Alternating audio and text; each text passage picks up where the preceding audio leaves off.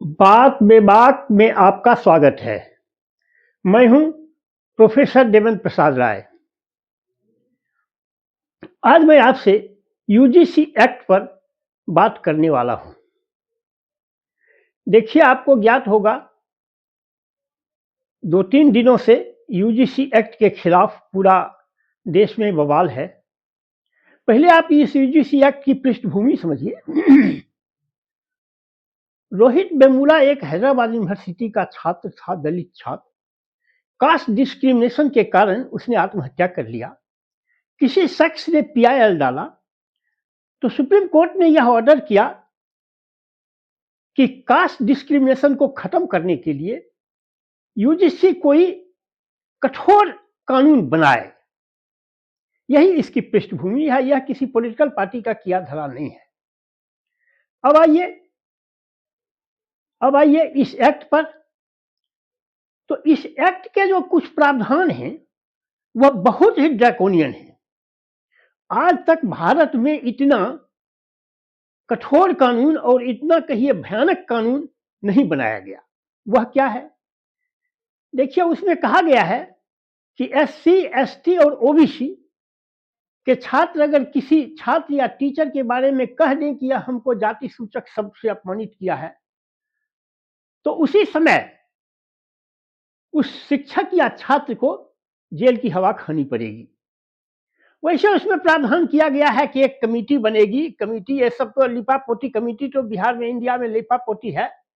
लिपापोती के लिए यानी जिसी समय वह कहेगा तो कानून यह मान लेगी कि हाँ, तुमने कहा है। अब आपको साबित करना है कि हमने नहीं कहा है। और सब जो कानून है उसमें यह होता है कि मुद्दे को साबित करना पड़ता है।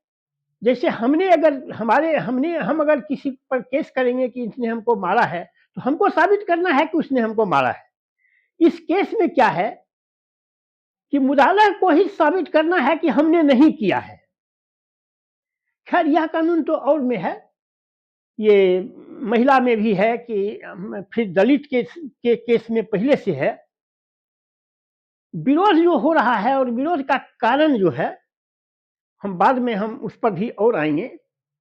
इसमें सबसे बड़ा जो ड्रैकोनियन है वह यह है कि और सब में है, जैसे एससी एक्ट, एसटी एक्ट है कि अगर कोई जाति सूचक शब्द आप कहेंगे तो आपको जेल जाना पड़ेगा। उसको 310 कहते हैं।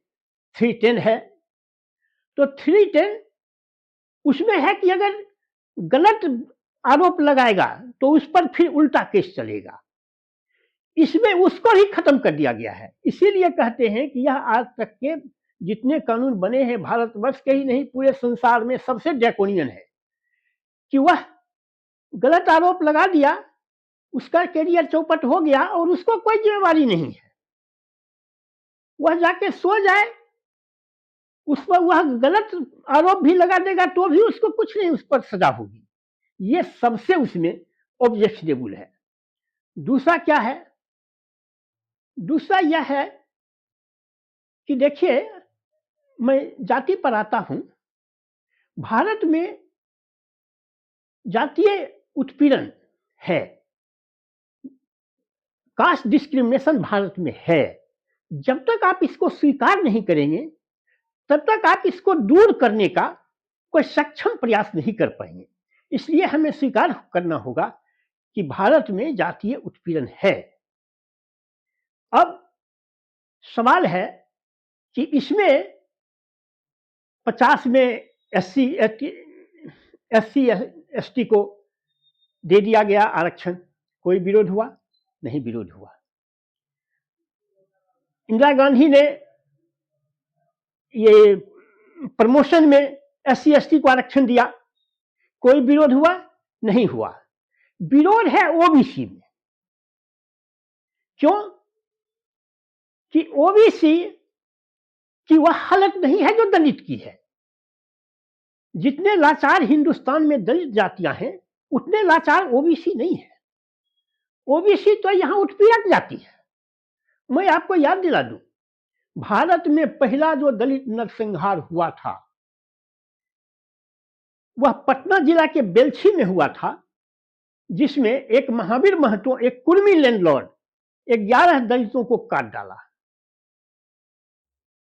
और जो 11 दलितों को काट डाला उसे आप इतना इम्यूनिटी दे रहे हैं। विरोध ओबीसी को लेके है कि ओबीसी की हालत वह नहीं है जो एससी एसटी की है। और जातीय उत्पीड़न मैंने कही दिया, दलित को क्या केवल सवर्ण उत्पीड़ित करते हैं? ओबीसी की जातियां उसको उत्पीड़ित नहीं करती है, वह उसे नीचा नहीं समझती है। हिंदुस्तान में तो सीढ़ी बनी हुई है। सवर्ण ओबीसी को नीचा समझते हैं, ओबीसी ईबीसी को अपने से नीचा समझता है, ईबीसी दलित को अपने से नीचा समझता है, दलित में ही दुसाध चमार को अपने से नीचा समझता है, चमार डोम को अपने से नीचे समझता है। यहां तो सीढ़ियां बनी हुई है। इसमें दलित सबसे लोएस्ट पायदान पर है, इसलिए उसके लिए किया गया है। इसके लिए किसी को कोई विरोध नहीं है। विरोध है ओबीसी से।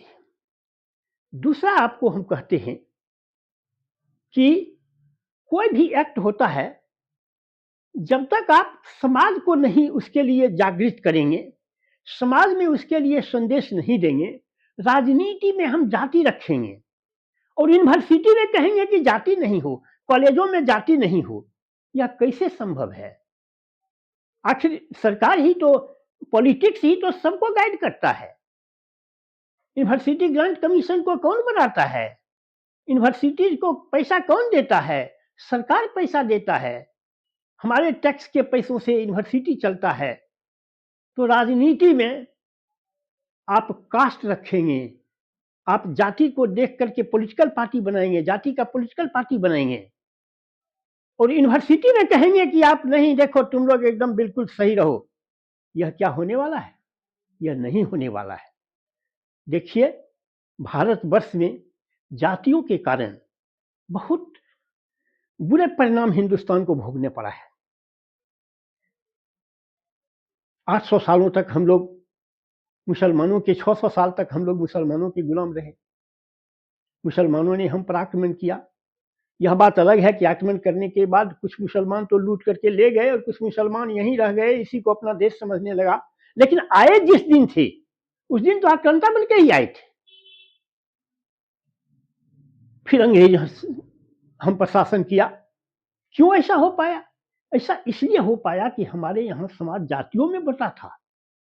लोग बाहरी तत्व का विरोध करना केवल क्षत्रिय का कर्तव्य समझते थे। शेष जनता सोई रहती थी, समझती थी कि यह केवल क्षत्रियों का कर्तव्य है कि जाके उससे लड़े। और इसलिए हम सब जगह पराजित होते रहे। क्यों? कि हमारे यहाँ शेष जो, अगर मान लीजिए 10% अगर क्षत्रिय की संख्या है, तो 10% के अलावा 90% जनता को तो कोई मतलब ही नहीं था कि देश पर कौन आक्रमण कर रहा है, कौन क्या कर रहा है। इसीलिए हम पराजित होते रहे। जिस समय से हमने इस कमी को दूर कर लिया, जैसे आज तो नहीं है कि सेना में केवल क्षत्रिय ही जाएंगे, केवल राजपूत ही जाएंगे।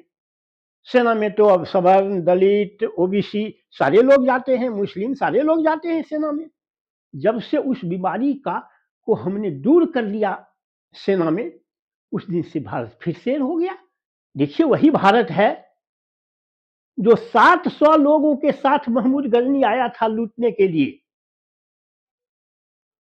और लूट कर चला गया। अब सोचिए, उस समय तो एटम बम नहीं था, तोप भी लेके नहीं आया था, तीर धनुष भाला लाठी लेके आया था। अगर पूरे गुजरात की जनता केवल एक एक ईंटा फेंक देती तो 700 आदमी मर जाते, लेकिन कोई रेसिस्टेंस नहीं हुआ।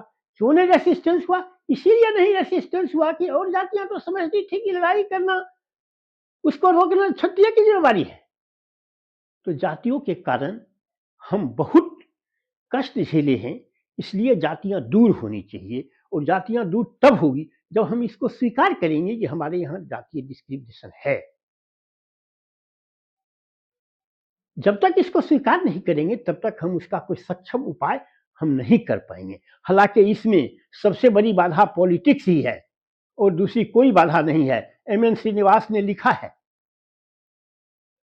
कि भारत में डिवीजन ऑफ लेबर के नाम पर जाति खत्म हो चुकी है, लेकिन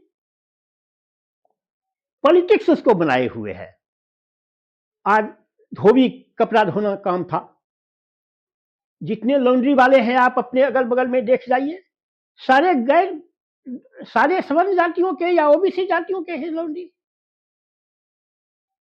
आज जितने सैलून हैं, भले काम उसमें ठाकुर ही करता हो, लेकिन उसका मालिक कौन है आप देख लीजिए। कपड़ा बुनना जुलाहों का काम था डिवीजन ऑफ लेबर में, कितने लोग जुलाहों का बुना हुआ कपड़ा पहनते हैं।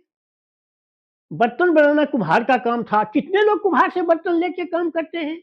तो भारत में जो डिवीजन ऑफ लेबर के कारण जो जाति बनी थी वह खत्म हो गई है, केवल पॉलिटिक्स के कारण जाति बनी हुई है। हमें इससे जातीय उत्पीड़न को दूर करना है, और हमें इसके लिए ही करना है कि हमें इसके लिए आंदोलन करना है कि तुम तो पहले ओबीसी को निकालो।